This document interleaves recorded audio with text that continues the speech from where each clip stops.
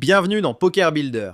Aujourd'hui, on parle d'un sujet qui fait souvent basculer une bankroll. Jouer contre les réguliers. Pas les joueurs récréatifs, pas les profils imprévisibles, mais les regs, ceux que tu recroises tous les jours, qui ont un jeu solide et qui peuvent te donner l'impression de te marcher dessus. L'objectif de l'épisode est simple, ne plus subir les réguliers et commencer à les exploiter.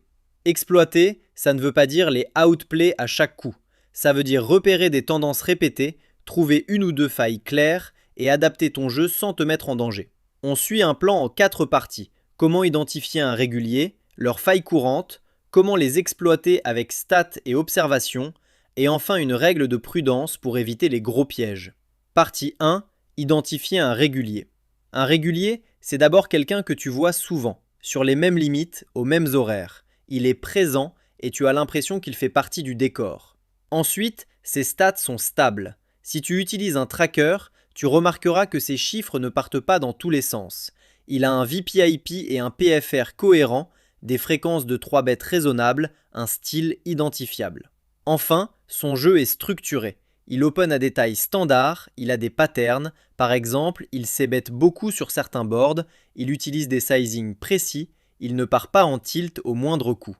Même si tu n'as pas de tracker, tu peux le repérer à sa régularité. Il n'improvise pas à chaque décision, il suit une logique. Important, régulier ne veut pas dire fort, ça veut dire habitué. Il peut être très bon ou juste correct. Et c'est souvent chez les regs moyens qu'on trouve le plus de petites fuites exploitables. Partie 2, les failles courantes des réguliers. On va lister des fuites fréquentes. Attention, ce ne sont pas des vérités universelles, mais ce sont des endroits où beaucoup de regs ont des automatismes. Première faille, trop de c-bet.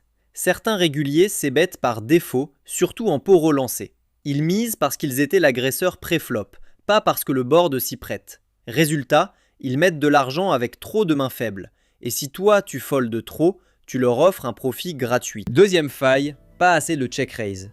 Beaucoup de regs ont un jeu post-flop assez linéaire. Bet quand ils ont quelque chose, check quand ils n'ont rien, mais ils check raise rarement. Si tu observes qu'un joueur check call beaucoup et check raise presque jamais, ça veut souvent dire que tu peux value bet plus in et bluffer avec plus de prudence lorsqu'il montre soudain de l'agression. Troisième faille, il fold trop aux 3 bêtes. C'est une énorme source de profit si c'est vrai. Certains regs open beaucoup pour voler les blinds mais n'aiment pas se faire 3 bêtes. Ils préfèrent abandonner et garder leur image propre plutôt que défendre large et jouer des pots compliqués.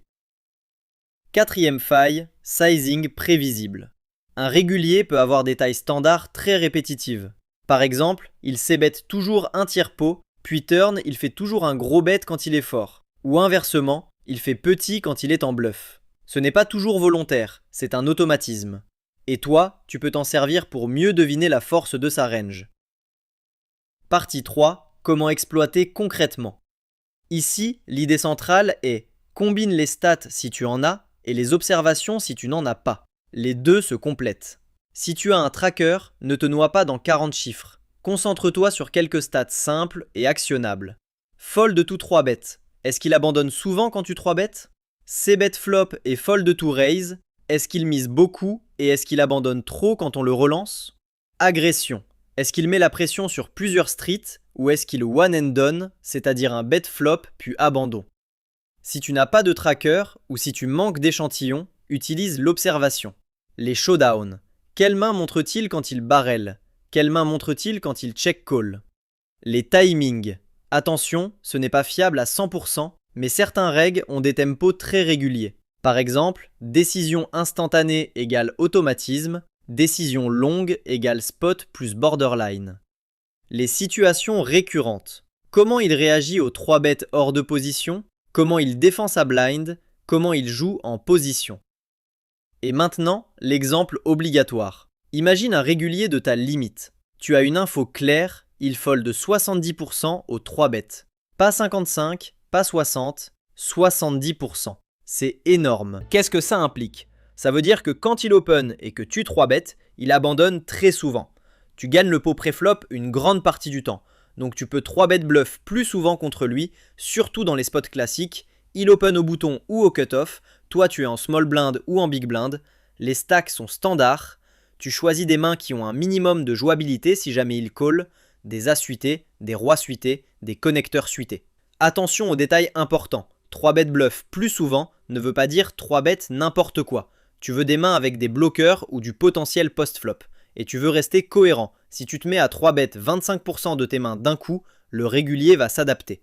Donc l'ajustement gagnant, c'est augmenter progressivement ta fréquence de 3 bêtes contre lui, choisir de bons candidats au bluff et observer sa réaction.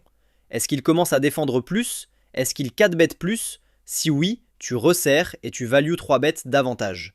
Partie 4, la règle de prudence. C'est la règle qui te protège. N'exploite que les failles claires. Dans le doute, reviens aux fondamentaux. Une faille claire, c'est une tendance répétée avec assez d'observation et qui se traduit en actions simples. Par exemple, il fold énormément aux 3 bêtes ou il c-bet 80% et give up turn très souvent. Là, tu peux ajuster. Dans le doute, joue solide. Sélection de mains correctes pré-flop. Value bet tes bonnes mains. Ne bluffe pas des spots où tu ne racontes rien. Évite les gros hero call sans lecture. Passons au piège parce que c'est souvent là que les joueurs se sabotent. Piège numéro 1, surajuster sur peu de données. Tu vois un régulier fold 2 fois sur tes 3 bêtes et tu conclus, il fold tout le temps. Erreur classique. 2 occurrences, ce n'est rien. Même 10, ça peut être léger selon le spot. Plus la décision est rare, plus tu as besoin d'échantillons. Piège numéro 2, oubliez que le régulier t'observe aussi.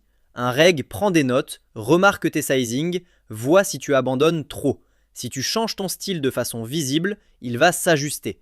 Donc, quand tu exploites, fais-le de manière contrôlée. Pas besoin de transformer ton jeu en mode guerre. Piège numéro 3, l'ego. Le fameux « je vais le battre à tout prix ». Ça pousse à prendre des spots trop fins, à bluffer trop, à payer trop, juste pour prouver quelque chose. Or, contre un régulier, ton but n'est pas de gagner une bataille d'ego.